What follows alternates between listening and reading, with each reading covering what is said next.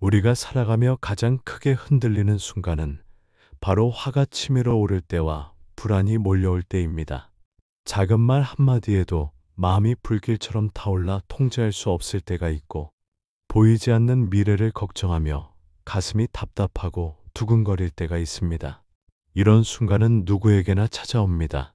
하지만 부처님께서는 이런 마음의 불길을 어떻게 다스릴 수 있는지 분명한 길을 제시해 주셨습니다. 화가 일어나는 순간 우리는 흔히 두 가지 반응을 보입니다. 하나는 즉시 폭발하는 것이고, 다른 하나는 억누르고 속으로 사귀는 것입니다. 폭발하면 나와 상대 모두 상처를 입습니다. 억누르면 당장은 괜찮은 것 같지만 결국 더 큰 폭발로 이어집니다. 부처님은 이 두 가지 길 모두 괴로움으로 이어진다고 하셨습니다. 대신 있는 그대로 바라보고 그 뿌리를 알아차리며 자비와 지혜로 다스리라고 하셨습니다. 법구경에는 이런 말씀이 있습니다. 성내는 마음은 자신을 먼저 해친다. 화는 남을 향하는 것 같지만 실제로는 내 마음과 몸을 먼저 불태웁니다. 화가 일어나는 순간 심장은 빨리 뛰고 얼굴은 붉어지고 호흡은 가빠집니다. 결국 가장 먼저 상처 입는 사람은 바로 나 자신입니다. 그래서 화를 다스리는 것은 곧 나 자신을 보호하는 길입니다. 불안도 마찬가지입니다. 중부 경전에는 이렇게 나옵니다.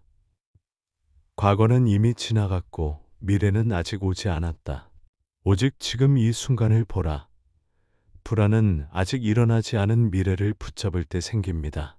일어나지 않은 일을 미리 걱정하며 괴로워하는 것입니다. 하지만 지금 이 순간에 마음을 두면 불안은 힘을 잃습니다. 지금 숨 쉬고 있는 이 순간, 발을 딛고 있는 이 순간에 집중할 때 불안은 점차 사라집니다. 화를 다스리는 첫 번째 방법은 호흡을 바라보는 것입니다.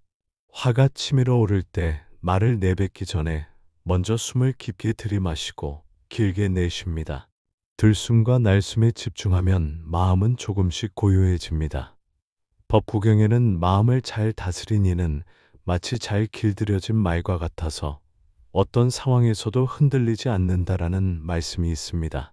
화가 올라올 때 숨을 붙잡는 것은 바로 그 마음을 길들이는 첫걸음입니다. 두 번째 방법은 화의 원인을 관찰하는 것입니다. 겉으로는 상대가 나를 괴롭히는 것 같지만 사실은 내 안의 집착이 나를 괴롭히는 경우가 많습니다. 내 말이 옳아야 한다는 집착, 내 뜻대로 되어야 한다는 집착, 내 자존심이 지켜져야 한다는 집착. 이 집착이 무너지는 순간 화가 일어납니다. 그래서 부처님께서는 모든 것은 집착에서 비롯된다. 집착을 버리면 괴로움도 사라진다라고 말씀하셨습니다. 내가 집착하고 있는 것이 무엇인지 살펴보면 화는 그 뿌리를 잃고 점차 사라집니다. 세 번째 방법은 자비심을 일으키는 것입니다. 상대가 내게 상처 주는 말을 했을 때 그를 미워하는 대신 이렇게 생각해 보십시오.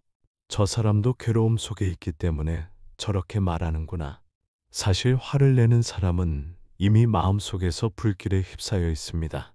그러니 그를 원망하기보다 불쌍히 여기는 마음이 더 합당합니다. 관세음 보살의 자비심을 떠올리며 그대도 괴로움에서 벗어나기를, 이렇게 마음속으로 기원할 때 내 화는 서서히 녹아내립니다. 네 번째 방법은 침묵을 선택하는 것입니다. 화가 났을 때 바로 말하지 않고 잠시 멈추는 것입니다.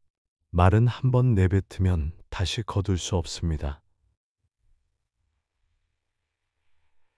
분노의 불길 속에서 내뱉은 말은 칼보다 날카로워 상대를 깊이 베어버립니다.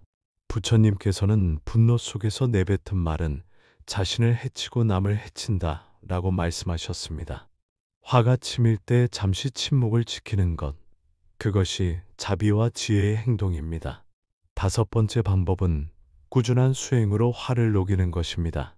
화는 단순한 감정이 아니라 오랜 습관이자 업의 힘과 연결되어 있습니다.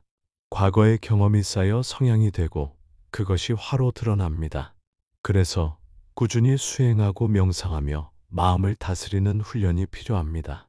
매일 잠시라도 앉아 호흡을 바라보고 마음을 살피며 자비의 기도를 올리는 것. 이런 작은 실천이 쌓여 화를 줄여줍니다. 불안을 다스리는 길도 이와 크게 다르지 않습니다. 불안은 미래에 대한 집착에서 비롯됩니다. 반드시 이렇게 되어야 한다는 생각, 절대로 실패해서는 안 된다는 생각이 우리를 불안하게 만듭니다. 그러나 세상은 언제나 변합니다. 성공도 실패도, 기쁨도 슬픔도 모두 흘러갑니다. 무상을 깊이 이해할 때 불안은 힘을 잃습니다. 지금 내가 붙잡고 있는 걱정도 머지않아 사라질 것입니다. 불안이 몰려올 때는 우선 몸을 편안히 하고 호흡에 집중하십시오. 들어오는 숨, 나가는 숨을 지켜보며 지금 이 순간을 되새깁니다. 나는 지금 숨 쉬고 있다. 나는 지금 여기 있다. 이렇게 마음을 되돌리면 미래의 그림자에서 벗어나 현재에 머무를 수 있습니다. 또 불안을 관찰하면서 이렇게 말해 보십시오. 이 불안도 지나갈 것이다. 그러면 불안은 점차 작아집니다. 불안의 또 다른 원인은 과거에 대한 집착입니다. 이미 지나간 일을 붙잡고 후회하거나 그때 내가 왜 그렇게 했을까? 자책할 때 우리는 과거의 그림자에 묶입니다. 그러나 과거는 이미 사라졌고 되돌릴 수 없습니다. 부처님께서는 과거를 붙잡지 말라, 미래를 탐하지 말라, 오직 지금 이 순간을 살아가라고 하셨습니다. 우리가 할 수 있는 일은 과거의 잘못을 교훈으로 삼고 지금 이 순간 더 나은 길을 선택하는 것입니다. 지나간 일에 매달릴수록 불안과 분노는 더 깊어집니다. 화와 불안을 다스리는 길은 결국 지금 이 순간을 사는 길과 같습니다. 지금 숨 쉬는 나, 지금 걷는 나, 지금 듣는 나를 알아차리는 것이 수행의 핵심입니다. 걸을 때는 걷는 발걸음에, 먹을 때는 씹고 삼키는 순간에, 들을 때는 들리는 소리에 마음을 두십시오. 이렇게 현재에 머무는 연습이 쌓이면 화와 불안이 일어날 틈이 줄어듭니다. 이제 조금 더 구체적인 실천을 해보겠습니다. 화가 일어날 때는 우선 몸의 반응을 살펴보십시오. 얼굴이 붉어지고 가슴이 답답해지고 손끝이 떨리는 것을 그대로 바라봅니다. 그 순간 내 안에 화가 일어나고 있구나 하고 알아차리는 것입니다. 알아차리는 것만으로도 이미 화와 나 사이에 거리가 생깁니다. 화와 내가 하나가 아니라는 사실을 아는 순간 화의 힘은 약해집니다. 불안이 일어날 때도 같은 방법을 적용할 수 있습니다. 가슴이 두근거리고 생각이 앞뒤로 흔들릴 때 그것을 있는 그대로 바라봅니다. 내 안에 불안이 일어나고 있구나 하고 알아차립니다. 불안이 나를 덮어버리는 것이 아니라 나는 불안을 관찰할 수 있는 존재라는 것을 깨닫게 됩니다. 이렇게 주체가 바뀌는 순간 불안의 힘은 줄어듭니다. 부처님께서 가르치신 명상 가운데 아나빠나 사티, 즉 호흡을 관찰하는 수행은 화와 불안을 다스리는데 가장 직접적인 방법입니다. 들숨을 알며 들이마신다. 날숨을 알며 내쉰다. 이 단순한 알아차림 속에서 마음은 고요해집니다. 화가 일어날 때도 불안이 일어날 때도 숨은 언제나 지금 이 순간 우리와 함께 있습니다. 숨은 항상 현재를 알려주는 가장 확실한 길입니다. 또 다른 수행은 자비 명상입니다. 마음속으로 이렇게 되뇌어 보십시오. 나와 모든 존재가 행복하기를, 괴로움에서 벗어나기를, 평화롭기를. 이 기도를 반복하면 마음은 자연스럽게 부드러워집니다. 화와 불안은 서서히 힘을 잃고 자비와 평화가 그 자리를 대신합니다. 상대에게 상처받았을 때도, 미래가 불안할 때도 자비 명상을 통해 마음을 확장하면 내가 느끼던 괴로움은 더 이상 나만의 것이 되지 않습니다. 모든 존재와 함께 짊어지고 함께 풀어내는 마음이 생깁니다. 일상 속에서 작은 연습을 실천해 보십시오. 출근길에 차가 막히면 짜증이 올라오지요. 그 순간 나는 지금 숨 쉬고 있다라고 되새기며 호흡을 바라봅니다. 누군가 거친 말을 던질 때 즉시 반격하지 말고 먼저 침묵을 선택합니다. 말은 화살과 같아서 한번 쏘아버리면 되돌릴 수 없습니다. 침묵의 순간이 쌓일수록 분노는 힘을 잃습니다. 미래가 불안할 때는 손에 쥔 작은 것 하나를 느껴보십시오. 책상 위에 펜, 들고 있는 컵, 내 두 발이 닿아 있는 바닥.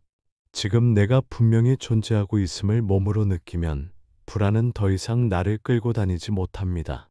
심리학에서도 말하듯 화와 불안은 억누른다고 사라지지 않습니다. 억압된 감정은 다른 방식으로 더 크게 드러납니다. 부처님의 가르침은 억누르는 것이 아니라 알아차리고 이해하고 놓아주는 것입니다. 억누르면 병이 되지만 바라보면 수행이 됩니다. 이것이 바로 불교의 지혜입니다. 이 모든 수행의 바탕에는 무상과 무아의 진리가 있습니다. 모든 것은 변합니다. 지금의 화도, 지금의 불안도 반드시 지나갑니다. 영원히 이어지는 분노는 없습니다. 영원히 지속되는 불안도 없습니다. 또 모든 것은 무아입니다. 화와 불안도 내 것이라고 집착할 수 없는 마음의 흐름일 뿐입니다. 내 마음이라고 붙잡을 수 없음을 알 때 화와 불안은 나를 지배하지 못합니다. 삶 속에서 화와 불안이 일어날 때마다 이렇게 되새겨 보십시오. 이것은 잠시 일어났다가 사라질 구름과 같다. 내 것이 아니며 붙잡을 필요가 없다. 그렇게 바라보는 순간 마음은 한결 가벼워지고 자유로워집니다. 화를 다스리는 연습은 작은 순간에서부터 시작됩니다. 우리는 대개 큰 일이 닥쳤을 때 마음을 다스리려고 하지만 이미 크게 달아오른 불길을 끄는 것은 쉽지 않습니다. 그래서 부처님은 사소한 순간, 아주 작은 자극이 일어났을 때부터 알아차리라고 하셨습니다. 누군가 눈길을 주지 않았다고 서운해지거나 예상보다 일이 늦게 진행되어 짜증이 올라올 때, 그때 곧바로 호흡을 바라보고 마음을 살피는 것입니다. 불길이 커지기 전에 작은 불씨를 알아차리면 큰 화로 번지지 않습니다. 불안도 마찬가지입니다. 큰 불안이 몰려오기 전에 작은 걱정의 씨앗이 싹틀 때 알아차려야 합니다. 오늘 해야 할 일이 많아 마음이 조급해질 때, 혹은 누군가와의 대화를 앞두고 긴장이 일어날 때, 그 순간 그대로 받아들이고 지금 내 안에 작은 불안이 일어나고 있구나 하고 바라봅니다. 불안을 없애려 애쓰지 말고 있는 그대로 바라볼 때, 그 불안은 더 이상 자라지 않고 사라집니다. 우리가 흔히 빠지는 착각 가운데 하나는 화와 불안이 나라는 생각입니다. 나는 화를 잘 내는 사람이다. 나는 늘 불안한 사람이다. 이렇게 정체성으로 만들어버리면 화와 불안은 더 깊이 뿌리 내립니다. 그러나 화는 단지 잠시 일어나는 마음의 상태이고 불안도 마찬가지입니다. 그것은 내가 아니라 잠시 머물다 흘러가는 구름과 같습니다. 내가 구름이라고 생각하지 않듯 화와 불안도 나 자신이 아닙니다. 이것이 무아의 가르침입니다. 무아를 이해하는 순간 우리는 감정에서 한 발 물러날 수 있습니다. 또한 부처님은 인욕, 곧 참음을 강조하셨습니다. 참음은 억누름이 아니라 지혜로운 기다림입니다. 화가 일어나도 그 불길에 휩쓸리지 않고 잠시 머무르는 것, 불안이 일어나도 그것을 바로 없애려 하지 않고 바라보며 기다리는 것, 이것이 참음입니다. 법구경에는 분노를 참는 이는 전차를 멈추는 자보다 위대하다라는 구절이 있습니다. 전차를 멈추는 것은 힘으로 가능하지만 마음의 분노를 멈추는 것은 오직 지혜와 자비로만 가능합니다. 실천할 수 있는 구체적인 방법 하나를 소개합니다. 마음속에 화나 불안이 올라올 때 속으로 천천히 숫자를 세며 호흡을 바라보는 것입니다. 숨을 들이쉴 때 하나, 내쉴 때 둘, 다시 들이쉴 때 셋, 내쉴 때 넷. 이렇게 10가지 세고 다시 처음으로 돌아옵니다. 이렇게 하면 마음은 호흡과 숫자에 집중하게 되어 분노와 불안의 흐름에서 잠시 벗어날 수 있습니다. 아주 단순하지만 누구에게나 효과적인 수행입니다. 또 하나는 몸을 사용하는 방법입니다. 화가 치밀 때나 불안이 몰려올 때 짧게라도 산책을 하거나 몸을 움직여 보십시오. 걷는 발걸음 하나하나를 느끼며 오른발, 왼발 속으로 되뇌면서 걷는 것입니다.